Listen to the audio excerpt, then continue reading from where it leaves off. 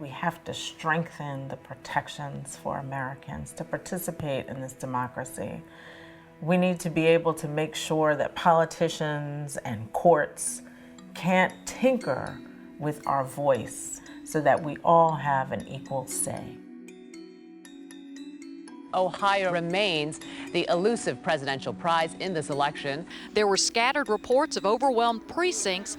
5-hour-long lines stretched voting out toward midnight in 2 counties near Columbus. People who waited 3 hours and 4 hours, many for the first time in their lives. The New York Times reports that tens of thousands of eligible voters have been mistakenly removed from lists in swing states like Colorado, Indiana, Ohio, Michigan, Nevada, and North Carolina. Some voters waited in seemingly endless lines to cast ballots. In Plantation, Florida, 4 hours in line. Now you will need to bring a form of identification with you when you vote in the upcoming election. In a rare Saturday decision, the Supreme Court upheld a controversial new voter ID law in Texas. In North Carolina, about 1,000 voters cast provisional ballots because they didn't have enough identification to meet the state's new strict voter ID law. I certainly, as a person now in my 7th decade, had not expected to still be fighting for the right to vote. You could not have told me that in 2016 I would be fighting to preserve people's right to vote. Given the work that I did in the 60s with SNCC, you could not. I'm blown away. Hey, all right. I'm Idell Craft. I went to Mississippi in 1964 because I thought it was absolutely outrageous that in the United States of America, people could be killed or harmed for attempting to register to vote. What SNCC had to do was to break through in its organizing, in meeting with people, had to break through the fear and the lack of belief that something could change because the violence and the oppression were so strong. Certainly back then, in the 40s, 50s, 60s, what was happening too was voter suppression. I mean, that's what we call it now. Then we just called it, black people are being killed for the right to vote. But yes, it was voter suppression. It was just more in your face. If a black person wanted to vote in Mississippi in the 60s, they were putting their life on the line. And of course, we had a number of people who were literally killed for attempting to register to vote or killed after trying to register to vote. Black people were living in a state of terror. The Klan, the White Citizens Council, the total control of county and state life. I mean, total control. The poll tax and the literacy requirements and the registrar giving you long sections of the Constitution to interpret. Those were the policies that were put in place to buttress that violence and intimidation. And look, you didn't write anything in there. You didn't type. I think what was amazing in terms of our voting rights struggle was the courage of black people who continued to try and get the vote, even knowing that black people had been killed, churches had been burned, people had been lynched. So what they were putting on the line was not only their own lives, but the lives and livelihoods of their entire communities. But they understood the power that the vote represented.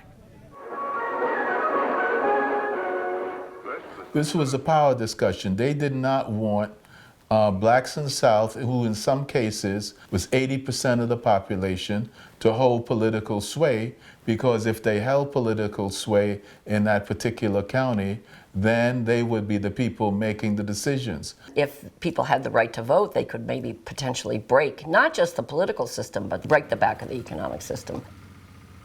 Those in the South who wanted to keep power knew that the last thing that they should do is let black people get into the voting booth. So probably one of the most important civil rights acts of our time was the Voting Rights Act of 1965. The crippling legacy of bigotry and injustice.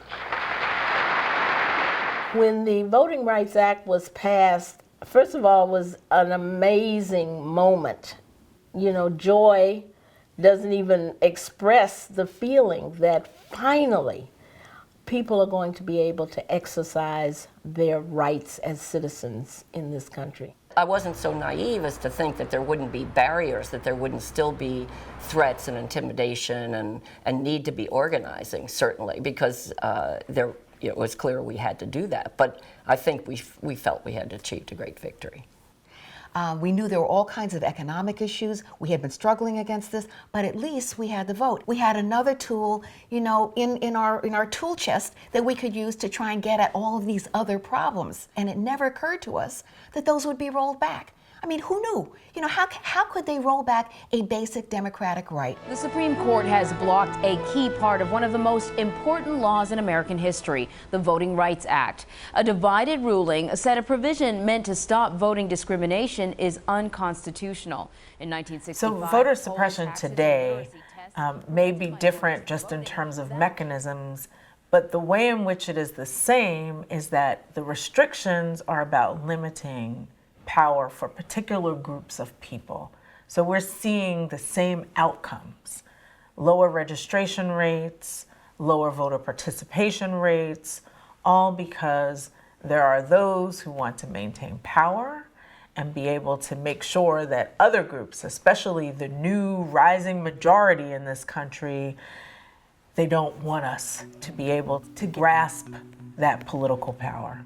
Voter ID laws being heavily watched because of how many voters this affects. 34 states enacted voter ID laws. More than 600,000 Texas voters, mostly blacks and Latinos, don't have this kind of identification. Pennsylvanians most likely to be without photo ID are poor, young, or minority.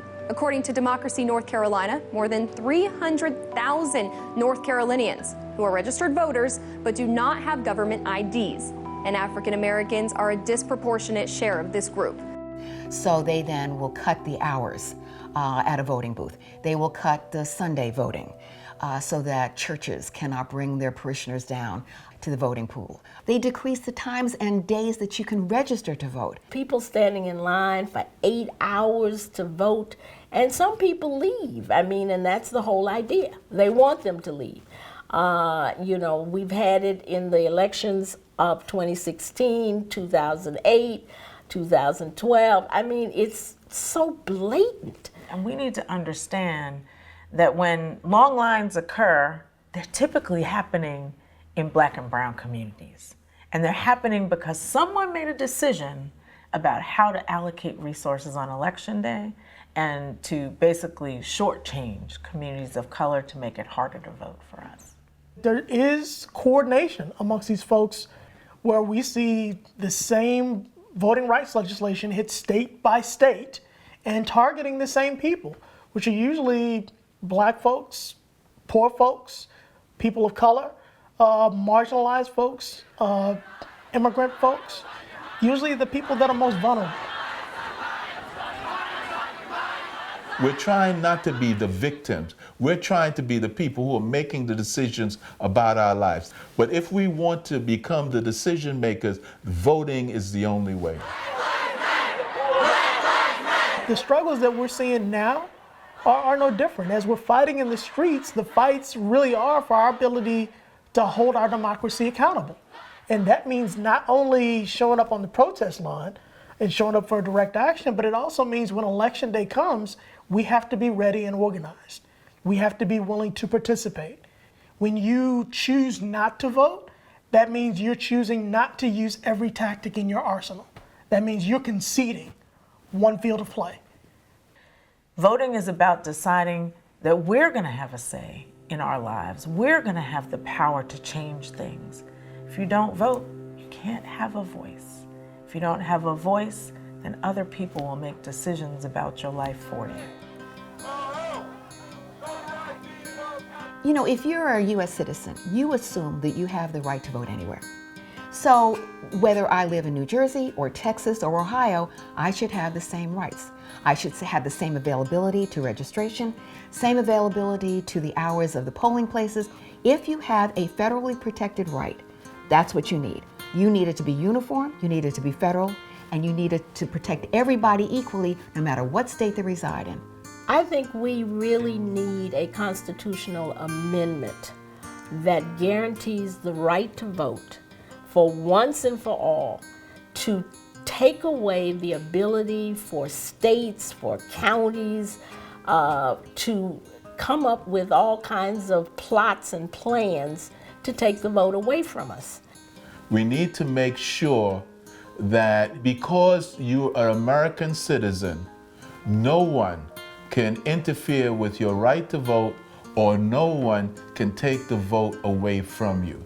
We need a constitutional amendment because we need to make sure that the young people who are mobilizing in the streets and challenging the status quo have the ability to vote, to exercise their political power, to make the change that they want to see happen in this country, so that states' rights doesn't trump voting rights.